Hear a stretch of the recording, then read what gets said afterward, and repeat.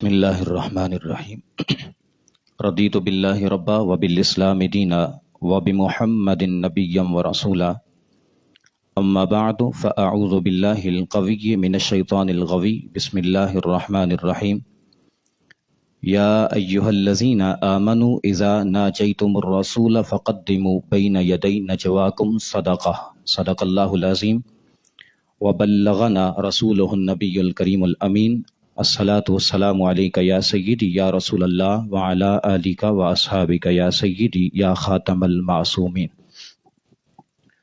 معزز و محتشم حاضرین و سامعین و ناظرین، رب ذوالجلال جل مجدہ الکریم کی توفیق خاص سے آج ہمیں ایک بار پھر اکرام رمضان ٹرانسمیشن میں حاضری کا موقع مل رہا ہے۔ خالق کائنات جل وعلا ہمیں جس موضوع پر لب کشائی کرنی ہے، صحیح معنوں میں قرآن و سنت کی روشنی میں حق سچ بیان کرنے کی توفیق عطا فرمائے۔ وقت کی قلت کو مد نظر رکھتے ہوئے مولا علی شیر خدا مشکل کشا کرم اللہ تعالی وجہہ الکریم، آپ کی شان، عظمت، کمالات، کرامات، مقامات اور حضور علیہ الصلوۃ والسلام کے ساتھ جو آپ کی الفت ہے اور سرکار کی جو محبت ہے، اس کو بیان کرنے کے لیے تو شاید ہمیں 2-3 دن چاہیے، چونکہ ہم ہیں علی والے۔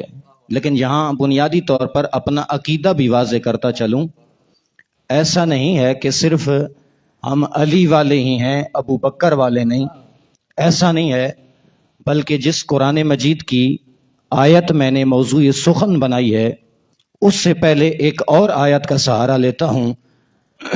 میرے کریم رب نے فرمایا وَكُلًّا وَعَدَ اللَّهُ الْحُسْنَى، فرمایا میرے حبیب کے جتنے بھی غلام ہیں، جتنے اصحاب ہیں، ہم نے سب کے ساتھ بھلائی کا وعدہ کر رکھا ہے، سب کے ساتھ خیر کا وعدہ ہے، جنت کا وعدہ ہے۔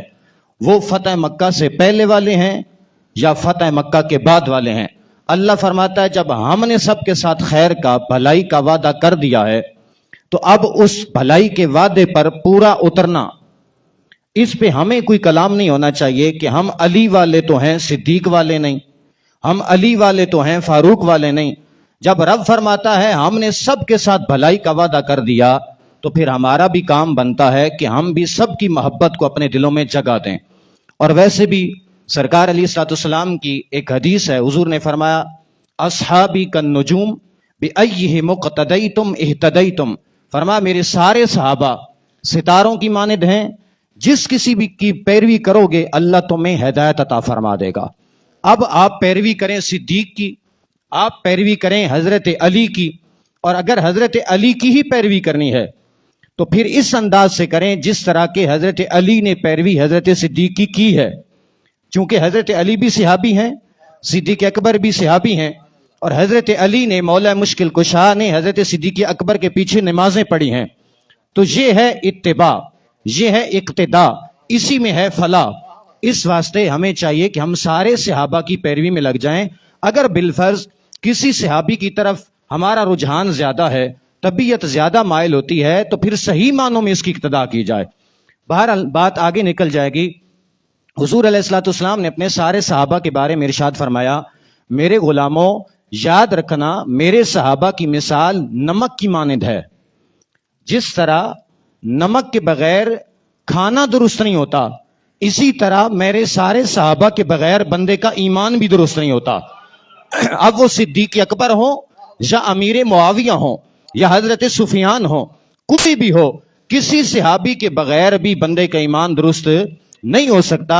جب نمک کے بغیر کھانا درست نہیں تو صحابہ کے بغیر ایمان کیسے درست ہے؟ اور مزید آگے چلیں، بعض لوگوں کو بعض صحابہ پر تبرہ کرنے کا بھی شوق ہوتا ہے، تو وہ چونکہ میں نے اپنا عقیدہ بھی بیان کرنا ہے، لوگوں کی اصلاح بھی کرنی ہے، موضوع کی طرف بھی آتا ہوں۔ حضور علیہ الصلوۃ والسلام نے ارشاد فرمایا من سب اصحابی فعلیہ لعنت اللہ والملائکۃ والناس اجمعین، فرمایا جب تم کبھی بھی کسی موقع پر کسی زمانے میں دیکھو کہ میرے صحابہ پر کوئی تبرہ کر رہا ہے، میرے صحابہ کو کوئی گالی دے رہا ہے، میرے صحابہ کو کوئی برا جان رہا ہے یا برا کہہ رہا ہے، تو فرمایا ایسے بندہ پر اللہ کی بھی لعنت ہے، فرشتوں کی بھی لعنت ہے اور تمام انسانوں کی بھی لعنت ہے۔ تو پتہ چلا وہ حضرت ابوبکر صدیق سے لے کر جناب معاویہ تک کسی صحابی پر جب بھی کوئی بھی کسی بھی وقت لعن طعن کرے گا تو اس پر اللہ کی بھی لعنت ہوگی، فرشتوں کی بھی لعنت ہوگی اور تمام انسانوں کی بھی لعنت ہوگی۔ اور مزید آگے چلیں، حضور علیہ الصلوۃ والسلام نے اپنے صحابہ کرام علیہم رضوان کی شان کو یوں بیان فرمایا، سرکار نے فرمایا اللہ اللہ فی اصحابی لا تتخذوہم غرضا من بعدی فمن احبہم فبحبی احبہم ومن ابغضہم فببغضی ابغضہم۔ فرمایا اللہ اللہ فی اصحابی، فرمایا خبردار خبردار میرے صحابہ کے بارے میں میرے رب سے ڈرتے رہنا، لا تتخذوہم غرضا بعدی، فرمایا میرے بعد میرے صحابہ پر تان نہ کرنا، میرے صحابہ پر بہتان نہ باندھنا، فمن احبہم فبحبی احبہم، فرمایا میرے صحابہ سے پیار کرنا، کیوں؟ فرمایا اس لیے کہ میرا پیار ہی تو میرے صحابہ کا پیار ہے، ومن ابغضہم فببغضی ابغضہم، فرمایا میرے صحابہ سے بغض نہ رکھنا، اس لیے کہ جس نے میرے صحابہ سے بغض رکھا دراصل اس کے سینے میں میرا بغض موجود ہوگا۔ آج گویا پتہ چل گیا، سرکار نے ایک تکڑی ایک ترازو اور پیمانہ عطا فرما دیا، فرمایا دیکھنا ہو کہ محمد عربی کا عشق کس سینے میں ہے تو ان کے سامنے صحابہ کا ذکر کرو، اگر ان کی طبیعت مچل جائے، ان کے سینے میں اصحاب کرام علیہم رضوان کی محبت ہو تو سمجھ جاؤ وہ مصطفیٰ کے سچے غلام ہیں، اور اگر ان کی طبیعت میں بوجھ پیدا ہو جائے، طبیعت میں مروڑ پیدا ہو جائیں، سمجھ جاؤ صحابہ سے نفرت تو ہے ہی ہے، حقیقت میں آمنہ کے لال کا بغض بھی ان کے سینوں کے اندر موجود ہے۔ اور پھر چونکہ آج حضرت مولا مشکل کشا شیر خدا کی عظمت کو بیان کرنا ہے، شان اور فضیلت کو بیان کرنا ہے، اسی کے ساتھ حضور علیہ الصلوۃ والسلام نے آخری حدیث برکت کے لیے حضور نے فرمایا، رب ذوالجلال جل جلالہ نے انبیاء کرام، تمام انبیاء کرام یعنی انبیاء و مرسلین کے بعد میرے صحابہ کو سب سے زیادہ برگزیدگی عطا فرمائی۔ اچھا پھر آگے کیا فرمایا؟ فرمایا وَاخْتَارَ لِي مِنْهُمْ أَرْبَعَ، فرمایا میرے صحابہ ساروں کو رب نے برگزیدگی تو عطا فرمائی، لیکن ان ساروں میں سے رب نے میرے لیے 4 کو منتخب فرمایا، 4 کو منتخب فرمایا۔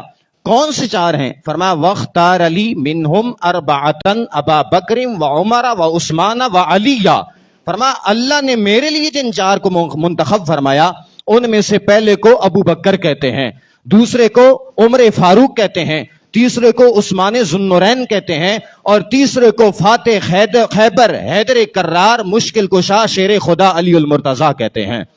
اور پھر آگے سرکار نے فرمایا ویسے تو میرے سارے صحابہ ہی خیر والے ہیں، سارے صحابہ ہی بھلائی والے ہیں، لیکن آئیں جو میں نے قرآن مجید کی آیت پڑھی ہے تو میں نے عقیدے کی ایک بات وہ آپ کے گوش گزار کر دی اور سامعین نے بھی سن لیا۔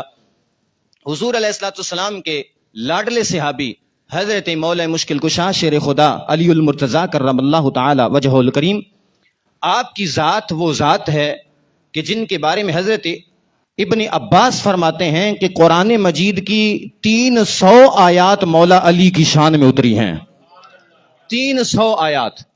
بلکہ حضرت مولا مشکل کشا کی شان تو یہ ہے کہ حضرت مولا مشکل کشا خود بیان فرماتے ہیں، کہتے ہیں اے میرے نبی کے غلاموں پورے قرآن کو پڑھو گے جہاں کہیں بھی یا ایھا الذین آمنو آیا ہے باقی ایمان والے بعد میں ہیں، سب سے پہلے رب نے مجھے خطاب فرمایا ہے۔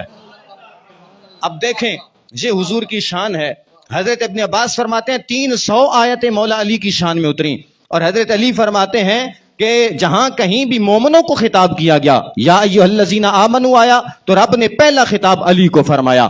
بلکہ مزید آگے چلیں، مولا مشکل کشا میرے سیدی و مرشدی آقائی و مولائی امام اہل سنت مجدد دین ملت الشاہ امام احمد رضا خان فاضل بریلی رحمۃ اللہ تعالی علیہ، آپ فرماتے ہیں فتاوی رضوی شریف کے اندر، کہتے ہیں مولا علی نے فرمایا لوگو اگر تمہیں پورے قرآن کا مجموعہ چاہیے تو نچوڑ نکالنا ہو تو سورہ فاتحہ کے اندر موجود ہے، فرمایا اگر اس کو بھی نچوڑ نکالو گے تو پھر رب نے بسم اللہ کے اندر رکھ دیا ہے، فرمایا پھر پورے قرآن کا مزید نچوڑ نکالنا ہو تو بسم اللہ کی با میں موجود ہے، فرمایا اگر مزید نچوڑ نکالنا ہو تو بسم اللہ کی با کا جو نقطہ ہے وہ میں علی ہوں۔ پتہ چلا علی کو سمجھنے کے لیے قرآن سے جڑنا پڑتا ہے، قرآن سے جڑو تو علی کو بھی ماننا پڑتا ہے۔ بعض لوگ ہیں جو کہتے ہیں ہم علی والے ہیں قرآن والے نہیں، بعض کہتے ہیں ہم قرآن والے ہیں علی والے نہیں۔ سرکار نے فرمایا القرآن مع علی القرآن مع علی والقرآن مع علی، فرمایا علی مع القرآن والقرآن مع علی. سرکار نے فرمایا علی قرآن کے ساتھ ہے، قرآن علی کے ساتھ ہے. اب دیکھو مزے کی جو بات ہے، صرف یہاں تک بات ختم نہیں ہوتی. سرکار نے فرمایا علی قرآن کے ساتھ، قرآن علی کے ساتھ، اور آگے فرمایا علی اور قرآن جدا ہو ہی نہیں سکتے یہاں تک کہ میں ان دونوں کو حوض کوثر میں بھی اکٹھا پاؤں گا. آج کچھ لوگ ہیں وہ کہتے ہیں ہم مولائیت کا درد رکھتے ہیں، ہم مولائی ہیں. میں نے کہا قرآن دکھا، کہتا ہے قرآن میرے پاس نہیں. میں نے کہا تو دعوے میں جھوٹا ہے. سرکار نے فرمایا علی قرآن کے ساتھ ہے، قرآن علی کے ساتھ ہے. پتا چلا علی والا بھی وہی سچا ہے جس کے پاس علی بھی ہو، قرآن بھی ہو. ایک نے کہا میں درس قرآن دلواتا ہوں، درس قرآن دیتا ہوں. میں نے کہا علی دکھا، ذکر علی کی مجلس دکھا. کہتا ہے علی کے ذکر کی تو کبھی بات نہیں کی. میں نے کہا پھر تو بھی جھوٹا ہے، اس لیے کہ قرآن علی کے ساتھ، علی قرآن کے ساتھ درس قرآن ضرور دو لیکن علی کا بیان بھی ضرور کرو. کہتے ہیں پھر حق سچ پہ کون ہے؟ میں نے کہا اہل سنہ والجماعہ، یہ حق سچ پہ ان کے پاس قرآن بھی ہے، علی المرتضیٰ بھی ہے. اس واسطے میں نے جو آیت پڑھی تھی، اللہ فرماتا ہے یا ایھا الذین آمنوا اذا ناجیتم الرسول فقدموا بین یدی نجواکم صدقہ. فرمایا اے ایمان والو، جب تمہیں میرے حبیب کی بارگاہ میں ہم کلامی کا شرف نصیب ہو جائے، جب آپ نے کوئی راز و نیاز کی بات میرے حبیب سے کرنی ہو تو فرمایا ایسے ہی جا کے بات نہیں کر لینی بلکہ پہلے کچھ صدقہ کر لینا ہے. اب یہ قرآن مجید کی آیت کا نزول ہوا، مولا علی پاس موجود تھے. جیسے ہی قرآن کی آیت آئی، اللہ کریم نے فرمایا حبیب اپنے غلاموں کو بتاؤ جب آپ سے کوئی کلام کرنا ہو پہلے صدقہ کریں، پھر آئیں، پھر بات کریں. حضرت علی نے جب یہ خبر سنی نا، قرآن مجید کی یہ آیت پڑھی، مصطفیٰ نے سنائی، عمل کیا. کس انداز سے؟ حضور حضرت مولا مشکل کشا کی جیب میں 1 درہم تھا، 1 درہم نکالا، فقیر کو دے دیا، صدقہ کیا. 10 سوال مصطفیٰ کی خدمت میں پیش کر دیے.